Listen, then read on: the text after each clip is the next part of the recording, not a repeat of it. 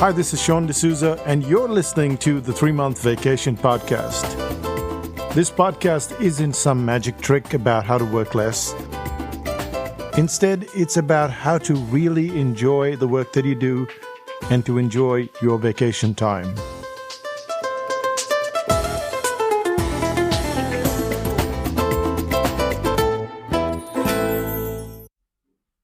Hi, it's Sean, and you're listening to the 3-Month Vacation.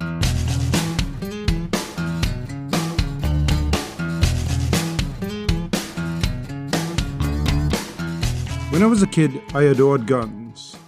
As an adult, less so. As a child, I had not one but 2 plastic guns. You may not know this, but they're enormously useful when you have to play cops and robbers.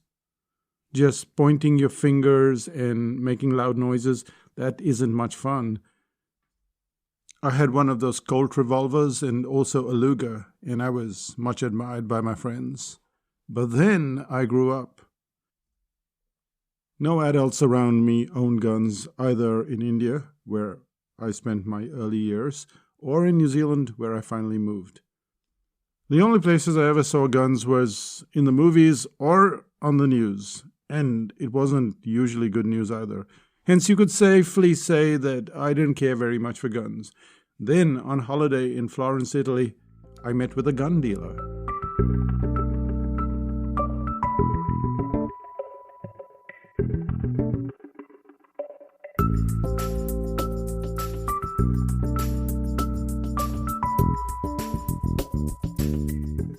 The last thing you want to do on holiday is get into a debate, let alone an argument. But Jeremy was having none of that. Over breakfast, he brought up many topics, most of which we agreed upon or had a different opinion about. However, the gun thing wasn't something that we agreed upon. As you can tell, Jeremy loved his guns, and it made sense because he was a gun dealer. This was a moment where we could have got into some kind of discussion, a heated debate, even an argument, but none of that happened. Things go south only when you're willing to consider your point but not the other side. Instead of arguing or having some sort of position, we became friends, first in person and then on Facebook. And it's not because the discussion was entirely cordial. Here's how it went. Jeremy said, "Do you like guns?" I said, "I did when I was a kid." Jeremy, "Do you like them now?" I said, "No, I don't." And anyway, there's no telling what I'd do if I had a gun. I went on to tell him how I got distraught one day while playing the game of cricket. I owned a bat and the stumps, and if you don't know, stumps are part of the game and they look like sticks. And one day while I was playing, I must have been, 13, 14, and I got really upset because my friends, they decided to taunt me from the side. This taunting session went on for quite a while, then I lost my head, and with a swipe of the bat, I broke the stumps and I stormed home. The game was over, but I didn't care. Jeremy turned to me with a smile and said, "I would not sell you a gun. You have a terrible temper, and you would not be able to buy a gun from me."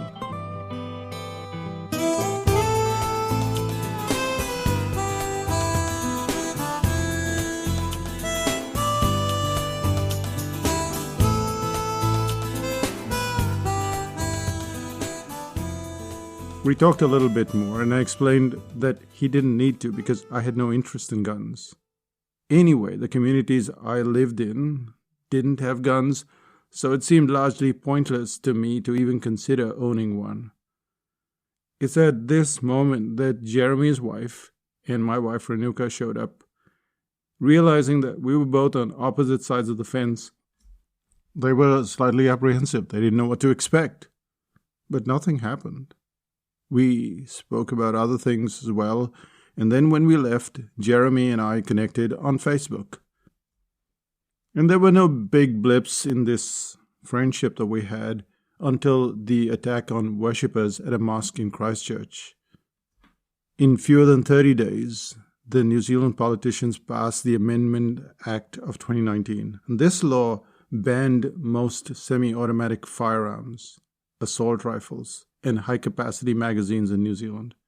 The government also established a buyback scheme. This compensated the owners of newly prohibited firearms. And then the law tightened the requirements to obtain any firearms license and increased penalties for any offences. Jeremy was back on Facebook Messenger. He told me how New Zealand would end up in complete chaos. He explained his position and said things would go wrong because citizens couldn't defend themselves. And they couldn't defend themselves if a government went rogue. Once again, there was lots of scope to disagree with him or even ban him as a friend on Facebook. However, yet again, we had a discussion, and not surprisingly, Jeremy is still a friend. How's that even possible? How can you disagree with someone and still be friends? Or worse still, what if you have a friend who completely changes their life position? Aren't you supposed to dump that friend overnight?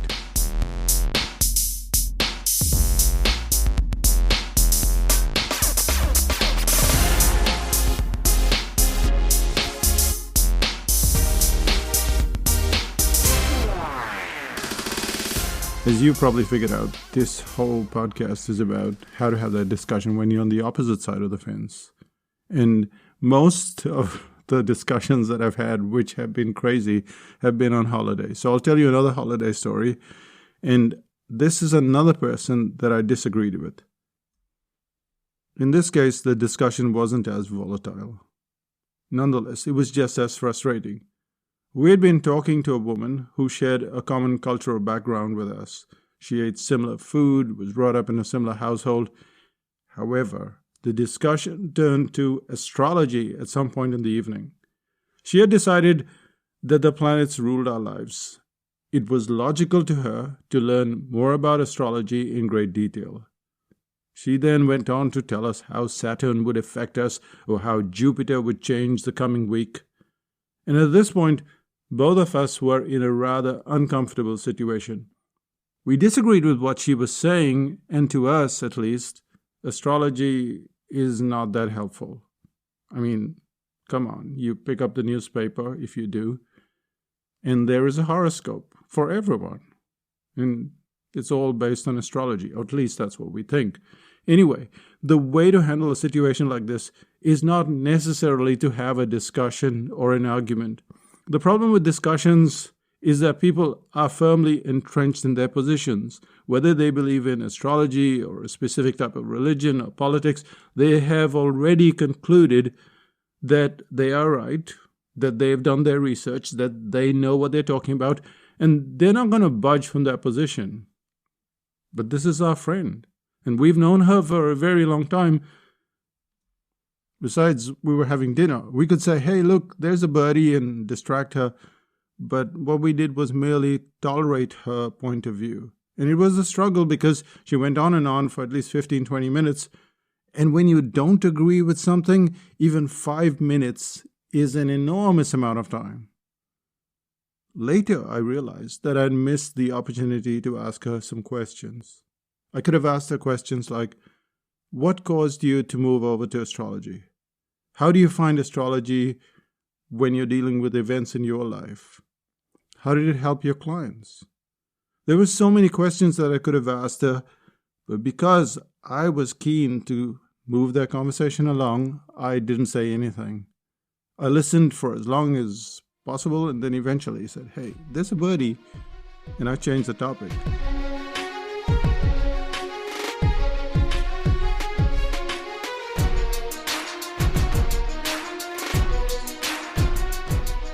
Later on, I didn't feel good about the conversation, and that's because I didn't do what I did with Jeremy. With Jeremy, I went over to his side of the fence. I talked about my anger issues on that particular day. And so he started to relate to me differently. With the astrology friend, I just put up with her. I just listened. I did not say anything. I did not ask any questions. In my opinion, the best way to have a conversation is to ask questions. When someone has a different point of view, it's more than clear that they will not change their position. And there's no reason for us to change our position, so we're on the separate sides of this Venn diagram and there's nothing in between. But when we ask questions, we get a better feeling for their thoughts, their actions, their motivation, how did they come about stuff. You learn things that you would not expect to learn just by asking a whole bunch of questions. You may not agree with everything the person says or nothing that the person says, but why is it so important that we win their argument? Why not just ask questions? The more questions we ask, the more the other person knows that we're interested in what they say. But here's what's happening. We're not being manipulative. We're not saying, oh, you have to change the thing to your favor. What we're saying is that there are questions that are interesting to you. If you can ask someone gardening questions and podcasting questions and marketing questions or yoga questions, well, you can ask someone questions about something that you don't necessarily like or don't agree with. Instead of just listening to them rant on and on about their position, you go down a path that is interesting to you, and they're interested in the same thing, so they will answer the questions with a lot of detail.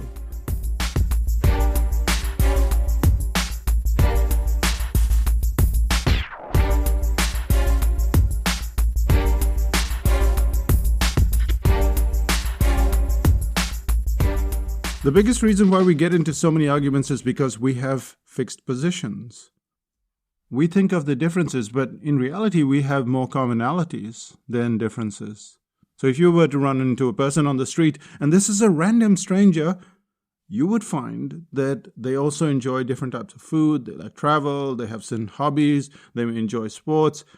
They may not share your politics or be into astrology, but that's just one thing that you don't agree upon. So why is it so critical that you score points on that one thing? Asking questions is such a civilized way to understand the other person, but it also gets you curious to figure out, how did they come upon this? Where are they going? How are they thinking? And it brings less chaos in an already chaotic world. Asking questions helps when you're entirely on the opposite side, but it also helps when you meet someone for the first time. A simple question can avoid all of the small talk and end up with a much better relationship, even for a short period.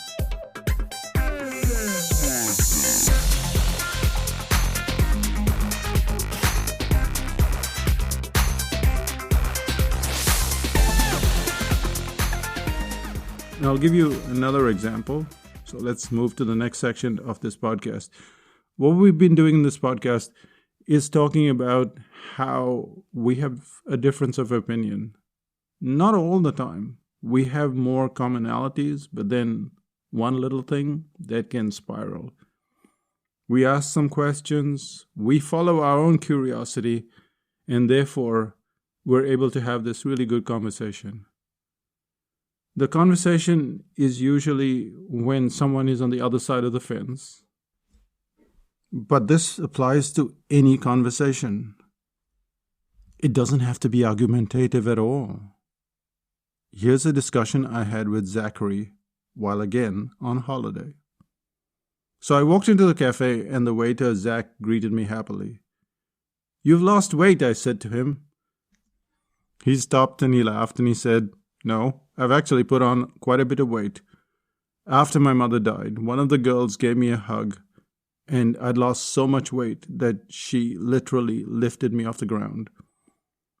I decided to change things and add some kilos." And then he went on to talk about other things. However, he had made a very important point. He had just told me that his mother had died a short while ago. And that's a touchy subject. For most people, this kind of discussion is just as unusual as talking about guns or astrology. It's a deeply sensitive topic, and nobody wants to broach the issue. However, in most cases, people are happy to talk about something that has affected them. So I asked him, When did your mom die? How did it affect you? How did your siblings handle it? Of course, I didn't ask him 1, 2, 3. He answered the questions, and then I went on to the next question and the third question.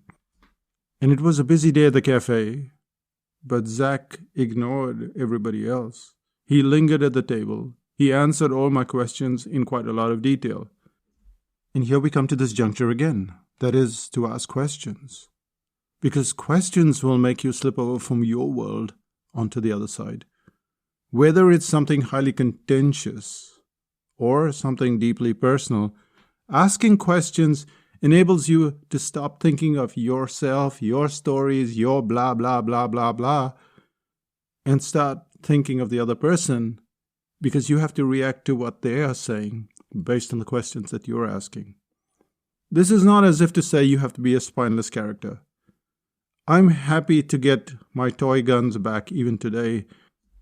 And when I was growing up, I read all the horoscopes, and I had even some books on astrology, and I believed in all of that stuff. And then I changed my mind.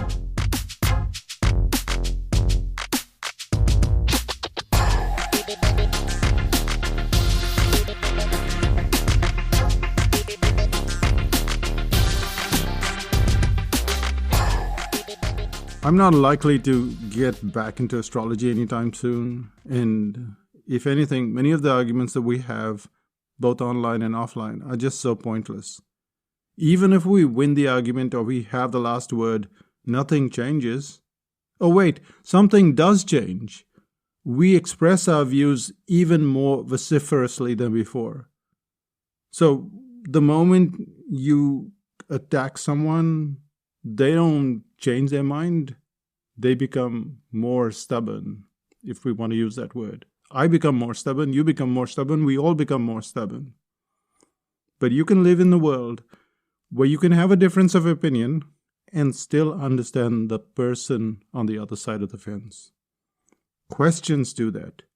The next time you want to get your point across, remember that it's just a point, that we have more commonalities than differences. And if you really want to understand some aspect, not the aspect that they're talking about, but some aspect of their politics, of whatever it is that they're talking about, ask questions. Questions, they just create common ground.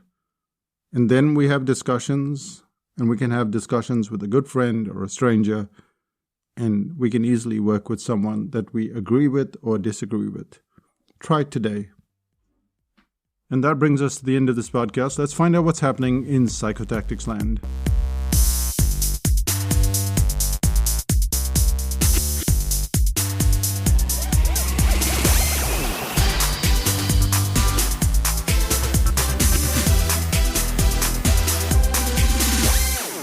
One of the struggles that almost all of us have is, how do we become unique? And when we think of uniqueness, we think of brand positioning and we think of all those fancy names.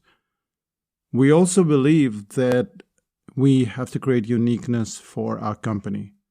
But when was the last time you bought a company? When was the last time you bought Samsung or Apple or pretty much any of the products that you buy?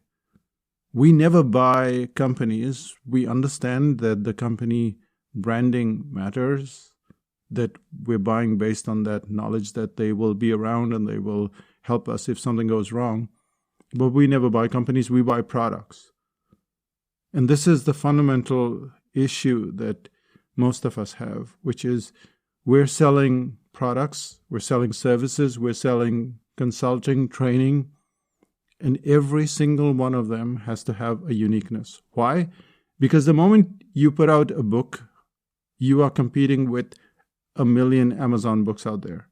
Not just 1 million Amazon books, but 1 million Amazon books on marketing, on gardening, on podcasting. And if you were to create a product, any product, maybe it's unique today, but in 15 minutes, someone's going to do the same thing.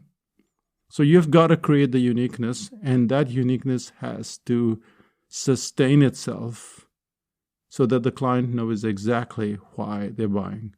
So I'll give you an example, and this is an example of a category. We have courses at Psychotactics, these online courses, and When you do a course online, people will give you a money-back guarantee. But at Psychotactics, we don't give you a money-back guarantee. We guarantee the skill. And you can see that's different. That's unique. But then every course, either the storytelling course, which is coming up shortly, or the uniqueness course, or whatever course we are conducting, each one has to have their own uniqueness. And this is a lot of trouble if you don't know how to go about it, because then you're just going to go, oh, I'm unique because I'm better, I'm different, No, that doesn't work. That's not how we buy stuff. We look at specifics and we buy based on the uniqueness. So if you go to psychotactics.com/you-goodies, that's you as in you for you, and you'll find that there are goodies out there. But it also gives you access to the waiting list for the uniqueness course. Now, this is a home study, so you do have a money-back guarantee. It's only the live courses that don't have a money-back guarantee. So go to psychotactics.com/you-goodies, and you'll find that you can create uniqueness for all your products, all your services, all your training, and do it very quickly and very effectively. At least try the goodies.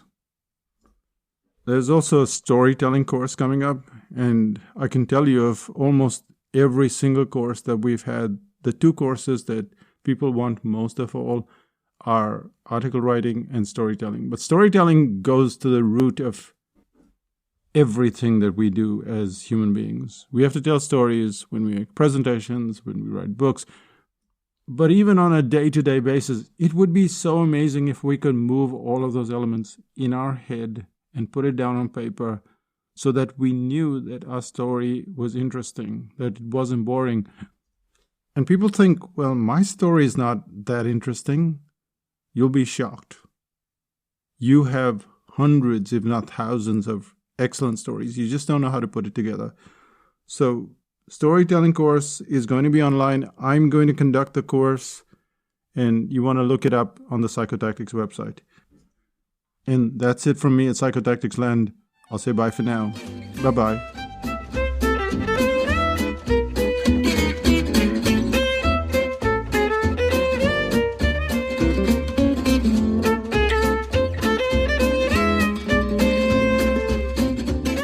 Still listening? I seem to get into a lot of discussions / minor arguments on holiday. And they're usually about very sensitive topics. I did this when I was in Goa, India, several years ago. There was this guy who was talking about religion, and we sat after breakfast, and it went on for 2 hours. You can tell by the fact that it went on for 2 hours that we weren't arguing so much as having a conversation. The good thing about India is that when you have some kind of conversation, it always ends with food. And this guy said, hey, my cousin is having a party and I would like you to come over. We went to that party and we didn't expect much, but we met friends that we hadn't seen in 20 years.